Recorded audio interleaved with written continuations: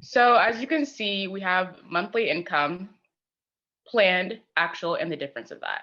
So, so let's say you got a new job. You really don't know like how much you're gonna make from it. So you're just gonna plan out, okay, hopefully I make 200 something every 2 weeks. And then you're gonna put your actual. So once you actually get the check, how much did you actually make and figure out the difference. This is just a really good way to figure out how much to put into savings, or where else you can put your money, and all of that. So, and here all the monthly expenses on this side. Again, planned, actual, figure out the difference. This is like a really easy way to look at your money and follow it and track it. And you don't actually have to like have this sheet, but it's really helpful. This will also just be a way you can start to plan your money. So yeah, that's what I want to show you guys before I moved on. All right, so before we get started, we would love some action in the chat again. What's one thing you learned in the first half of the workshop? You can also unmute yourself too. Yeah, feel free to say it. Credit score, how to budget. Sarah's a Kahoot god. Credit, good job. Difference about credit and debt. Okay, debit. Okay. Oh, he's going fast. Credit score, good. Budgeting. Good job, guys. Variable expenses, good. Yep, versus fixed expenses, really good. Activity helps build your credit score. That's revolving credit, where you use it consistently. How to better your credit score, good. Okay, you guys got some good listeners. All right, great. To have a good credit score, you must find a balance between spending enough to have a good credit, but not too much that would be negatively impacted. Good job. Earning, spending, borrowing, protecting, and saving and investing. Okay, good job, guys. Well, it looks like everyone took something away from the first half. Hopefully, the second half, there will be more that you can take away, and we'll also have a lot more time for Q&A to ask questions related to the topics that we touch on, and maybe ones that we don't hit that you're interested in learning more about. And so I'm going to go a little brief overview about scholarships. Feel free to raise your hand and jump in at any time if you do have questions, but again, we'll have time allotted at the end for it. So benefits of scholarships, it allows you to reduce the amount of loans you have to take out. So again, a reminder, scholarships fund your education without being repaid, where loans that you take out, you're going to have to repay. It covers books or other living expenses in college. So depending on the different type of scholarship, it might be able to cover different areas of your college expenses. Where to find scholarships is this link right here. Alexa, would you be able to put this in the chat?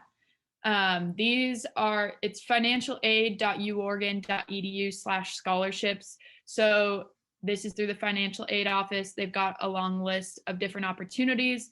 It's important to know that there's academic scholarships available through the university specifically, but also there's a lot of scholarships available outside of like U of O affiliated ones. And so those could be local to where you are at now, potential high school scholarships. There's a lot of different scholarships out there. And so don't be limited to just looking at opportunities through U of O, especially out of state, in state, there's different scholarships available. So there's a lot of opportunity to find them and apply to them because you never know where it could go.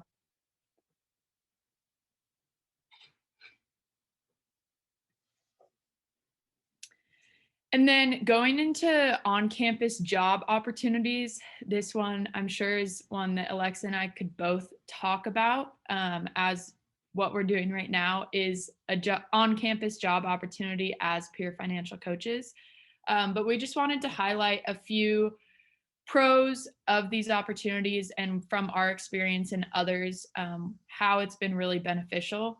The biggest one is its close proximity and minimal commute, since they're usually on or by campus. So you could go after class, before class, in between, whatever it might be. And eliminating the commute really does make a big difference. Some have a work study job opportunities. So basically you work and it helps pay towards your college education, which is a super awesome opportunity. another way to fund your college education that I think is sometimes often overlooked. There's flexible hours because being on campus, they know that you're a student first and they want you to be successful in the classroom and also in whatever you're doing. So working with your boss to find the schedule that works best for you, it's great. There's also usually lower hours, so it's not going to be a full-time job. They're all typically 10 to 20 hours a week. It's a smart source of income. It's just another opportunity to build that, learn how to budget, pay for your bills, and potentially even save. And then this has been super cool is building community on campus with students and faculty. So Alexa and I are both one of 20 peer financial coaches. So we're building relationships with a whole team of us and also with faculty and staff that we work with, like Gilbert, through the financial aid office. And also as we build partnerships across campus, we get to meet different people and different students, which is awesome. Then it can be really beneficial towards your education for kind of all these reasons intertwined. One, can lower your stress by having a little bit more income.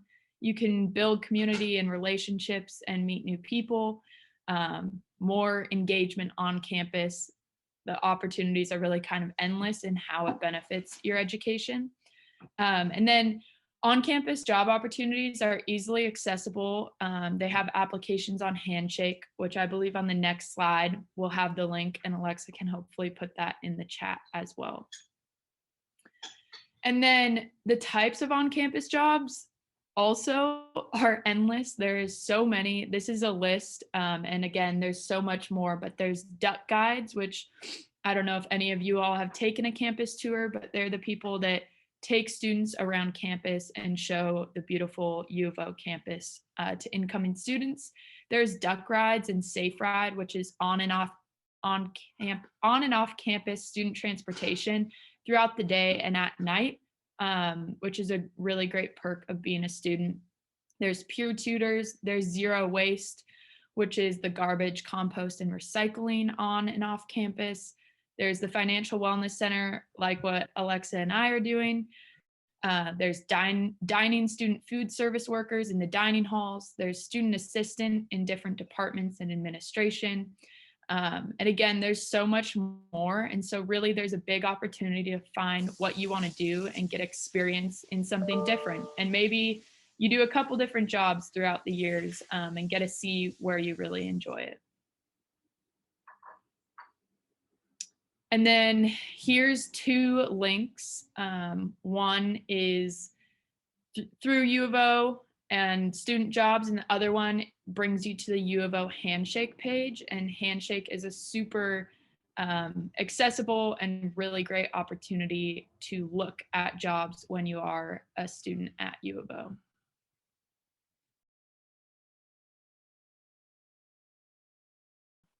Is there any questions about scholarship opportunities or on-campus job opportunities, or anyone that would like Alexa or I to elaborate on our on-campus job opportunities?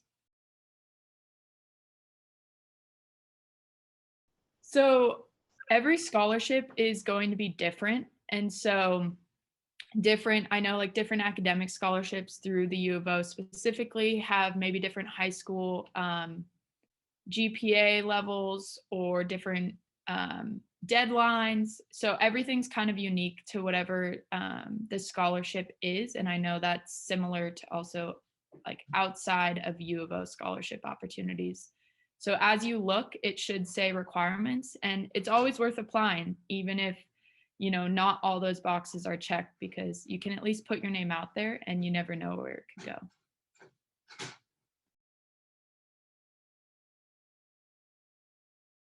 Alexa, do you want to take this? Okay, full ride. You have to have, well, for me specifically, you have to have what the coach are looking for.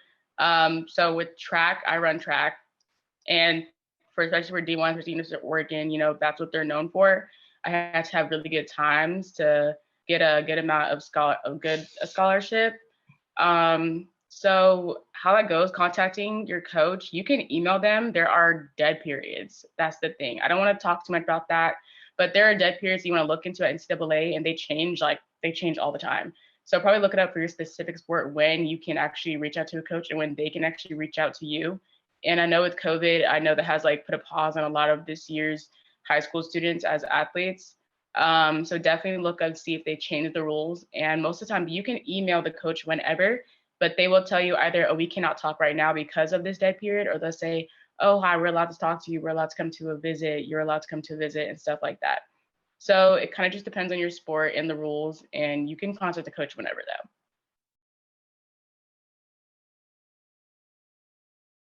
I believe most do, but the amount is different for every sport, and that's across the NCAA. There's set numbers for different sports.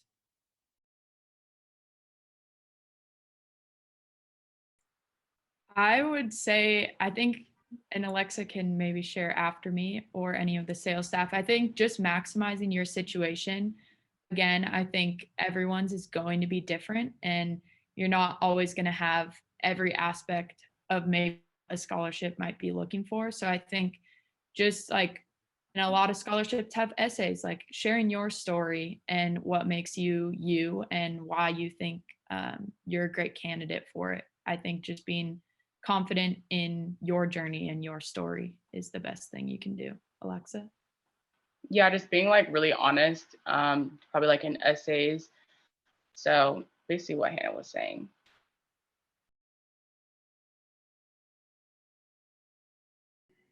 Yeah, of course. So pretty much freshman year, at least I know most students are going to be living on campus. I know there's obviously some situations where you might not be, but typically when you're in the dorms, you have that's like your room and board fee, and that would be charged directly through DuckWeb. So potentially any scholarships or student loans you take out can be paid directly towards that. So it's not like an additional bill you're receiving separately. It would all be through DuckWeb, where all your tuition and book expenses are also going through. And so that's really nice and keeping it consistent and in one place. And so again, like scholarships and student loans could be paid directly towards that. And then I know for me, sophomore through senior year, I lived off campus, which was a little bit different because then I was responsible for paying for my grocery store visits on my own separately out of my account, and then same with my rent every month.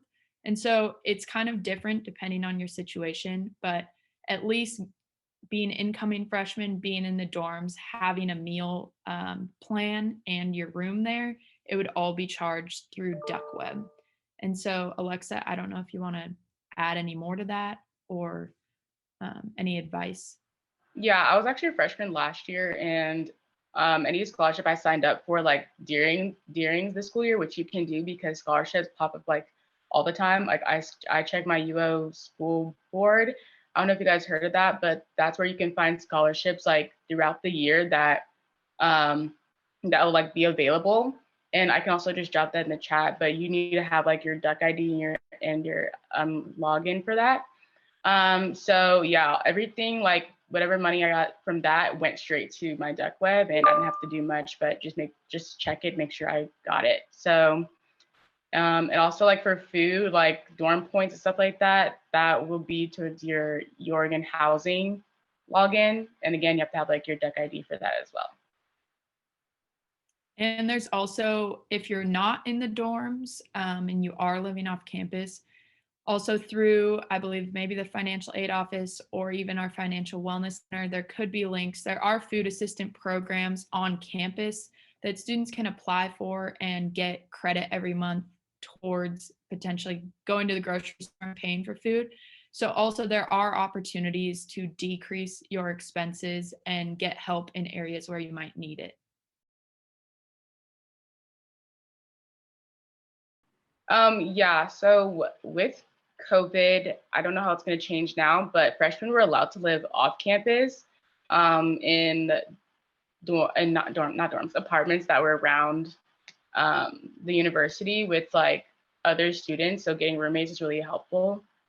So yeah, that's another option, but there's a lot of dorms like on campus as well that you can also like look into.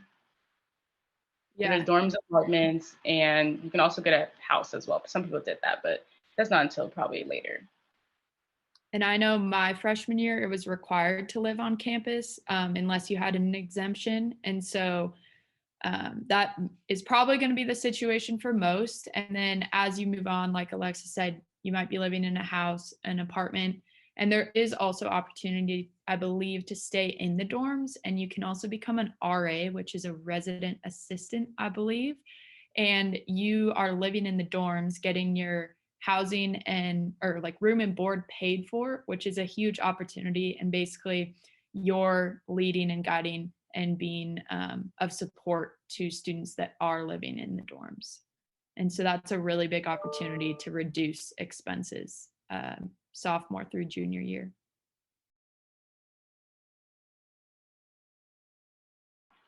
Do you want to answer me?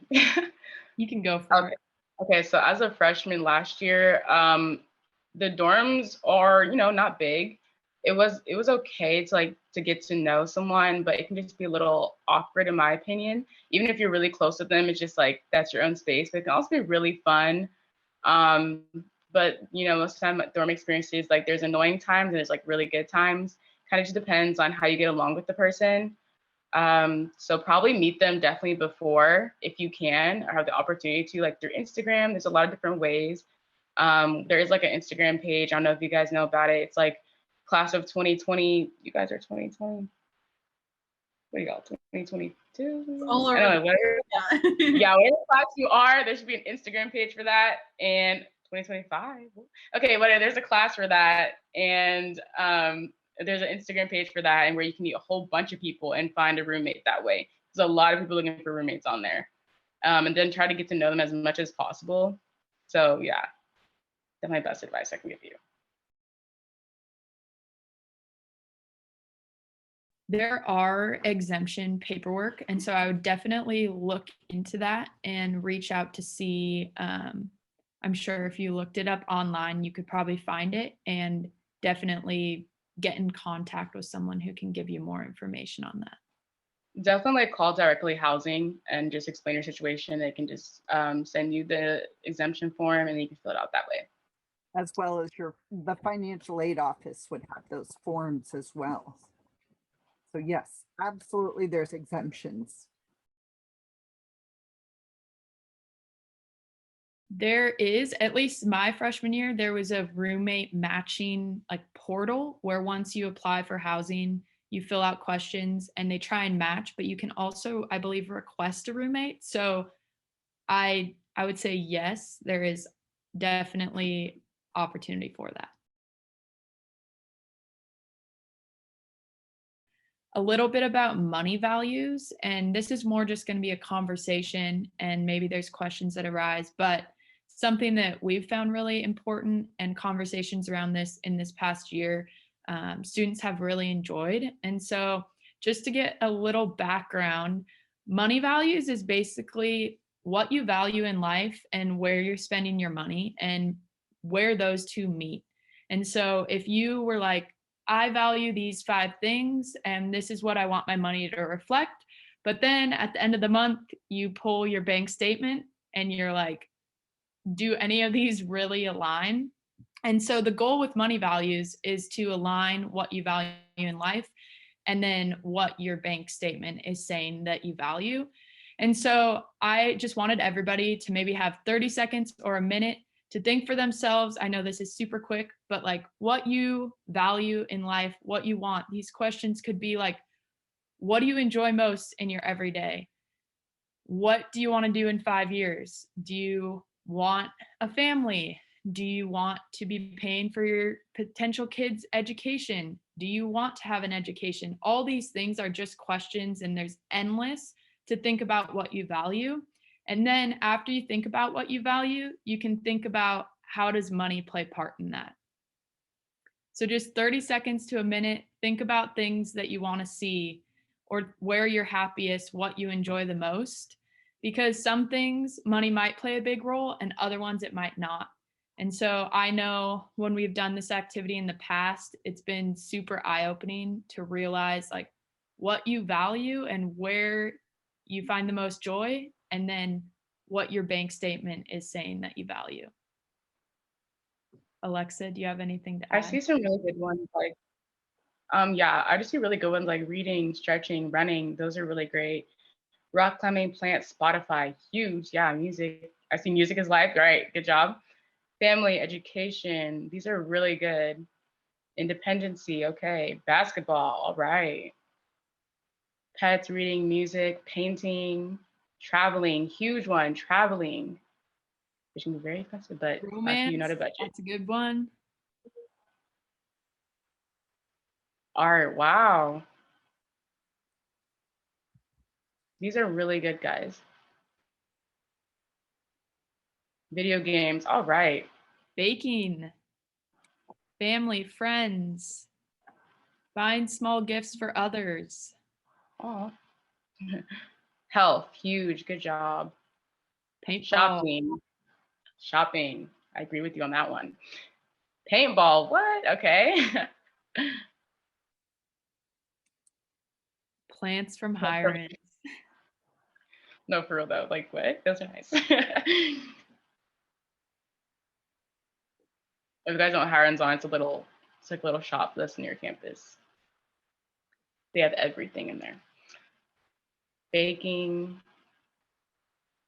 Wow, these are really good, guys. So it's making sure like you're spending the way that like these match like your values. Going to Target for sure. And I think one that I'll highlight and bring up is like the buying small gifts for the people around me. And I think that sometimes, and the latte example, I guess, is one that's used a lot, is again, it's very situational and it's dependent to everyone's financial situation. But for example, I feel like a lot of times it's like, don't buy the latte, don't buy it. Like you can save that, make it at home. But for someone, maybe that's something that they really value and they value that 30 minutes sitting at the coffee shop every morning reading. And maybe that's time for them. And so I think it's really important to realize that where you spend your money and what you value is totally about you.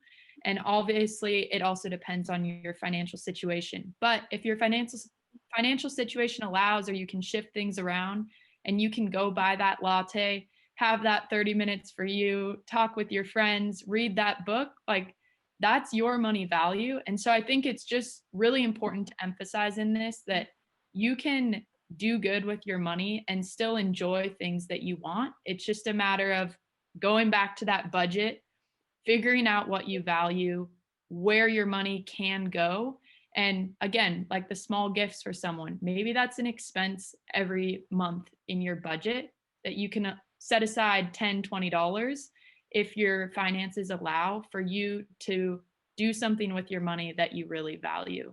And so just a little encouragement, because I know for me in this past year, that's something I've continuously been reflecting on and thinking about. And it just brings a lot of freedom to realize like I can save money and I can also enjoy things that I like to do and that I value. And so there's definitely a balance, and different seasons with more or less finances will change what is allowed. But just want to throw that out there. And Alexa, I don't know if you have any more encouragement to add on to that.